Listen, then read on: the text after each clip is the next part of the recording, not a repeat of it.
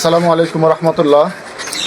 আমরা একটি বিষয় অবগত করতে চাচ্ছি, যেটা হলো গেছে রাত্রে বড়মাসুয়া জামাত ইসলামের অফিসের সামনে টায়ার জ্বালিয়ে তারা এখানে অফিসকে জ্বালিয়ে দেওয়ার জন্য তারা টায়ার জ্বালিয়ে এখানে আগুন ধরিয়েছিল রাত্রে।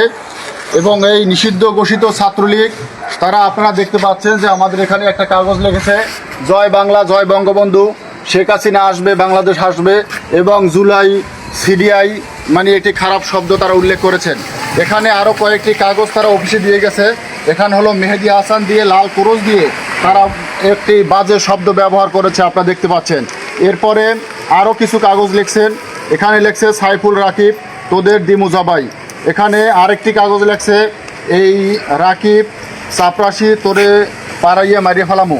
এরকম একটি জীবননাশক হুমকি দিয়ে তারা বাংলাদেশ জামাত ইসলামীকে এবং বাংলাদেশ জামাত ইসলামের অফিসে তারা এই যে নিষিদ্ধ ঘোষিত ছাত্রলীগ সন্ত্রাসী বাহিনী, তারা আবার এই মাসুয়ায় তারা যারা গুপ্ত ছিল